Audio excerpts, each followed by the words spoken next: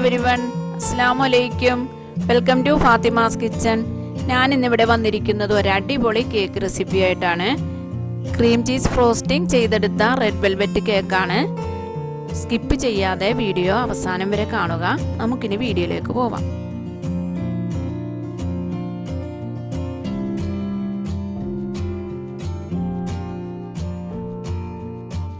ഇതിനു വേണ്ടി first 1.25 cup മൈദ അരിപ്പയിലേക്ക് ചേർത്ത് കൊടുക്കാം. അരിച്ചെടുക്കേണ്ടതാണ്. 1 teaspoon cocoa powder, 1 teaspoon baking powder, 1/2 teaspoon baking soda. ഇതെല്ലാം കൂടി നന്നായിട്ടൊന്ന് 3 പ്രാവശ്യം അരിച്ചെടുക്കണം. അരിച്ച് മാറ്റി വെച്ചതിന് ശേഷം 4 മുട്ട എടുത്തിട്ടുണ്ട്. അതിൻ്റെ എഗ് വെയിറ്റ് തനിയെ വെച്ചതാണ്. അതൊന്ന് നമുക്ക് ബീറ്റ് ചെയ്തെടുക്കാം.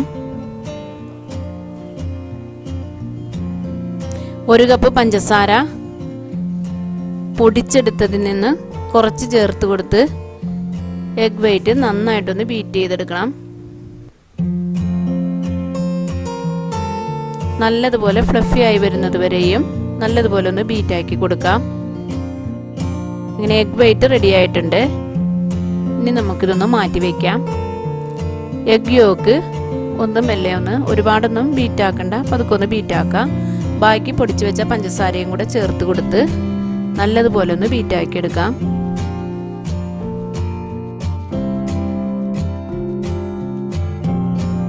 എഗ് യോക്കിൽ ഒരു 1/2 ടീസ്പൂൺ വാനില എസൻസ് ഒഴിച്ച് വെച്ചിരുന്നു. ഇനി ഇതിലേക്കൊരു 3 ടീസ്പൂൺ ഓയിൽ കൂടി ചേർത്ത് കൊടുക്കാം. എന്നിട്ട് നന്നായിട്ടൊന്ന് ബീറ്റാക്കി എടുക്കണം. നല്ലപോലെ ക്രീമി ആകുന്നത് വരെ ഒന്ന് ബീറ്റാക്കാം.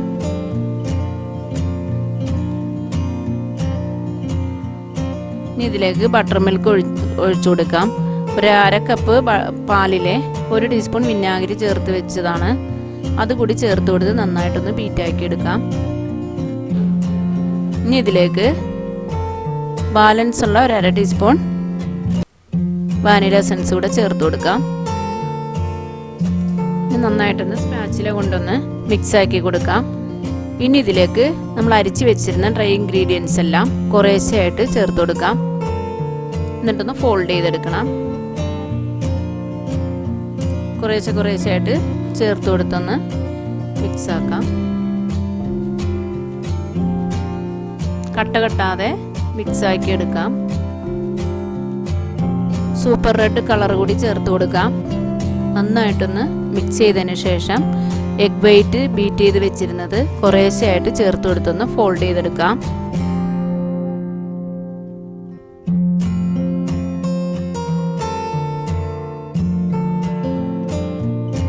തയ്യാറാക്കി വെച്ചിരിക്കുന്ന കേക്ക് ടിന്നിലേക്ക് നമുക്കൊന്ന് ഒഴിച്ചു കൊടുക്കാം. അതിനുശേഷം ബബിൾസ് എല്ലാം കളഞ്ഞിട്ട് നമുക്കൊന്ന് ബേക്ക് ചെയ്യാൻ വെക്കണം. നല്ലതുപോലെ ബബിൾസ് എല്ലാം കളയാം. 160 ഡിഗ്രി ഹീറ്റിൽ ഒരു 30-35 മിനിറ്റ് നമുക്കൊന്ന് ബേക്ക് ചെയ്തെടുക്കാം. ഇങ്ങനെ ബേക്കായി വന്ന കേക്കിനെ നമ്മൾ ലെയേഴ്സ് ആയിട്ട് വെച്ചിട്ടുണ്ട്. ഇനി അതിലേക്ക് ഐസിങ്ങിനുള്ള ക്രീം ഒന്ന് ബീറ്റ് ചെയ്തെടുക്കാം. നല്ല വെള്ളമൊന്നും ഇല്ലാത്തൊരു ബൗളിലേക്ക് 1.5 കപ്പ് വിപ്പിംഗ് ക്രീം നമുക്ക് ആഡ് ചെയ്ത് കൊടുക്കാം. അതിനുശേഷം സ്ലോ സ്പീഡിൽ ഒന്ന് വിപ്പ് ചെയ്തെടുക്കാം.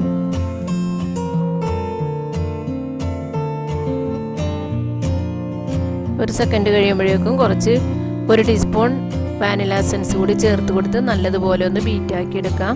ഇനി നല്ല ഹൈ സ്പീഡിൽ നല്ലതുപോലെ ഒന്ന് ബീറ്റാക്കാം. നല്ലതുപോലെ ബീറ്റായി വന്നിട്ടുണ്ട്. ഇനി നമുക്ക് ലെയേഴ്സ് എല്ലാം ഒന്ന് സെറ്റ് ചെയ്തെടുക്കാം. അതിനു വേണ്ടി ഞാനിവിടെ ഷുഗർ സിറപ്പിന് പകരം കുറച്ച് മിൽക്കാണ് ഷുഗർ ആഡ് ചെയ്തുകൊണ്ട് ഇട്ട് കൊടുക്കുന്നത്. ഒന്ന് നന്നായിട്ടൊന്ന് വെറ്റ് ചെയ്തെടുക്കാം. നല്ലതുപോലെ ഒന്ന് സ്പ്രെഡ് ചെയ്തതിന് ശേഷം ക്രീം സ്പ്രെഡ് ചെയ്ത് കൊടുക്കാം. അതിന് മുകളിലേക്ക് കുറച്ച് കാഷ്നട്ട് ക്രഷ് ചെയ്ത് വെച്ചതാണ്, അതും കൂടി ചേർത്ത് കൊടുക്കാം. ഇങ്ങനെ എല്ലാ ലെയേഴ്സും നമുക്ക് റെഡിയാക്കി എടുക്കാം. ഇങ്ങനെ ഫസ്റ്റ് കോട്ടിങ് ചെയ്തിട്ടുണ്ട്. ഫസ്റ്റ് കോട്ടിങ് ചെയ്തതിന് ശേഷം ഫ്രിഡ്ജിലൊന്ന് 1/2 മണിക്കൂർ തണുക്കാൻ വേണ്ടി വെക്കണം. തണുത്തതിന് ശേഷം സെക്കൻഡ് കോട്ടിങ് റെഡിയാക്കി എടുക്കാം. സെക്കൻഡ് കോട്ടിങ്ങിനുള്ള ക്രീം 1 കപ്പ് വിപ്പ് ചെയ്ത് വെച്ചതാണ്. അതിലേക്ക് 2 കപ്പ് ക്രീം ചീസും കൂടി ആഡ് ചെയ്ത് കൊടുത്ത് ഒന്നുകൂടി ഒന്ന് വിപ്പ് ചെയ്തെടുക്കാം.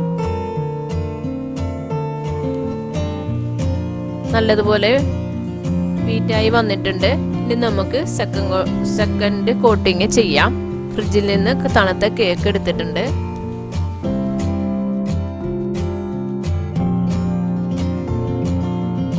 സെക്കൻഡ് കോട്ടിങ്ങും ഫിനിഷ് ആയിട്ടുണ്ട്. അതിലേക്ക് കുറച്ച് സ്പഞ്ച് എടുത്ത് വെച്ചിരുന്നു. അതിനെ ഒന്ന് ഡ്രൈ ആക്കി മിക്സിയിൽ പൊടിച്ചതാണ്.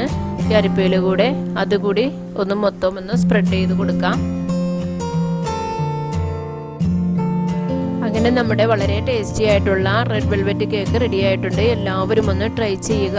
ഇഷ്ടപ്പെട്ടാൽ ലൈക്ക് ചെയ്യാനും ഷെയർ ചെയ്യാനും കമൻറ്റ് ചെയ്യാനും മറക്കരുത്. സബ്സ്ക്രൈബ് ചെയ്യാത്ത എൻ്റെ കൂട്ടുകാരുണ്ടെങ്കിൽ സബ്സ്ക്രൈബ് ചെയ്യുക. Thanks for watching.